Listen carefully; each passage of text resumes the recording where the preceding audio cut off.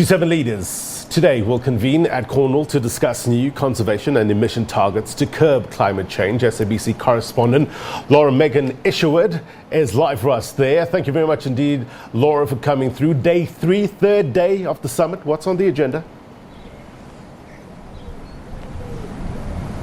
Well, as you say, it's all about climate change, it's about sustainability, it's about protecting biodiversity. And we know that there are a few announcements that are likely to come out from this session today. We've heard, yesterday about this green alternative to China's Belt and Road programme. We've got a few more details about that now, which is essentially that G7 leaders have come together to say that they will agree to offer easier access to finance to countries across Africa and Asia. In Africa, that will be to offer and build alternative and sustainable forms of railways, so using greener energy forms in order to make those railways work. And then in Asia, it will be for building wind farms. So really trying to push this idea of allowing other countries to meet and reduce global emissions and carbon emissions from those nations. There's also the UK set to announce another fund, a Blue Planet Fund, which will be used to offer countries that have access to seas and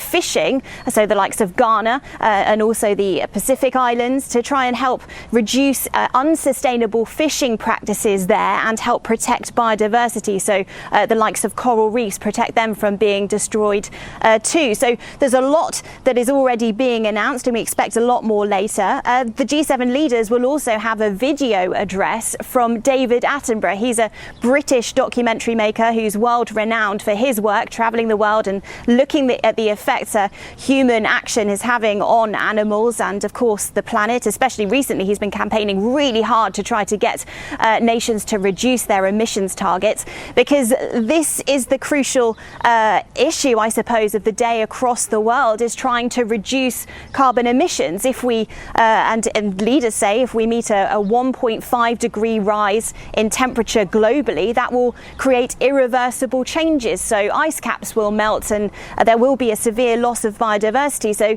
for G7 leaders, that's going to be the real focus today, coming together and trying to come up with some form of ecological plan. Who better than David Attenborough to explain the issues facing the planet? This 1.5 degrees as compared to pre-industrial levels, this stems from the Paris Agreement, isn't it? So I guess we're taking that forward and assessing where we've come, how much success there has been since Paris. Apart from climate change, Laura, geopolitics very much on the lips of many.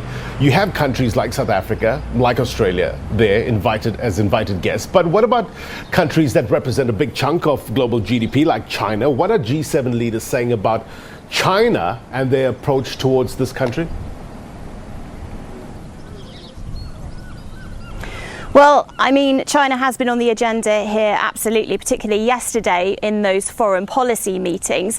There is concern among G7 leaders about actions that are being taken there with regards to human rights, also with regards actually to, climate change and global emissions. And G7 leaders are saying that they need to come together really to offer a sort of robust alternative to that, particularly, that Belt and Road Initiative. And now we've got more details on that, which will see more projects in Africa in particular. But there is a lot of talk about offering a robust sort of response to any breaking of international rules-based order as well. We've heard that very definitely from the US President Joe Biden. He said that any sort of breaking of those systems will be met with consequences. So there are real messages being sent to China and to Russia in particular to try and fend them off, I suppose, in terms of and countering the actions that they are taking at the moment.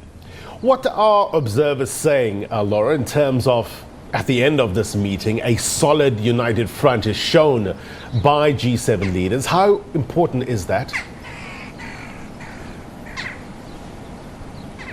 I think it's really important to the leaders here, particularly for US President Joe Biden. Of course, we've had a lot of turbulence over the last few years, haven't we, with Donald Trump as President of the United States. He was coming to meetings both for G7 and for NATO, whereby no one really knew what he was going to do. He was keeping everybody on their toes, not turning up for meetings, putting quite harsh demands, heavy demands financially on other countries to burden share, essentially, and try and pay more into the pot to try and cover these schemes and initiatives, even if those countries didn't have the levels of GDP that America does.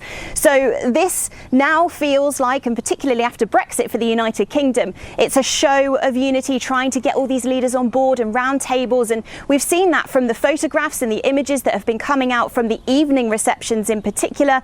Last night, there were leaders on the beach at Carbis Bay having a barbecue, watching the Red Arrows, which is the UK's aerobatic team from the military, giving their show across the skies of Cornwall. And also the night before that, when we saw them at the Eden Project, which is one of Cornwall's biggest attractions here and is very focused in ecological terms on protecting biodiversity, so very apt to the messages that are coming through. It was about talking, it was about relaxation and getting people around tables and unified. Yeah. South Africa is at that table. It's been invited for its role as co-chair of the ACT Accelerator Facilitation Council, which aims to expedite research, manufacturing and equitable distribution of vaccines, diagnostics as well as therapeutics across the world. What do we know, Laura, about President Cyril Ramaphosa's engagement at the summit so far? What sort of impact is he making? Talk to us about the bilaterals.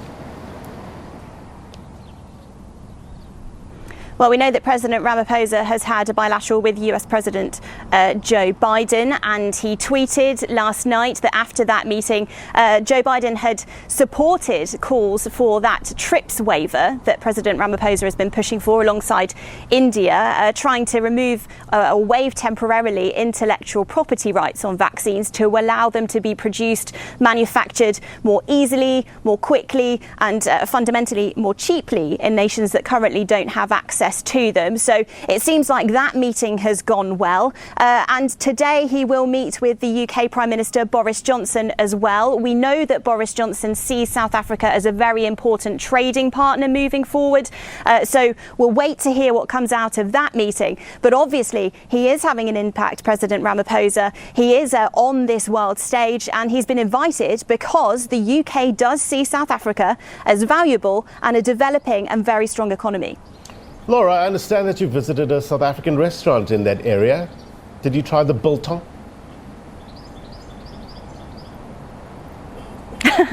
I didn't actually have time, but I need to. I need to put that on my agenda to do this. So maybe later on I'll pop down and grab some. But it seems like everybody is loving it here, yeah, right? Apparently. And the restaurant owner last night was saying that, you know, Cornish people really do love South African cuisine. And as you can see, there's some similarities here. It's gorgeous. Yeah. Definitely indeed. I'm told it's healthy as well. Laura Makin-Isherwood, we thank you very much indeed for your reporting. Be well. All right. There you go. That was Laura there giving us the latest. Stand by. She'll have much more in later bulletins here on SABC News.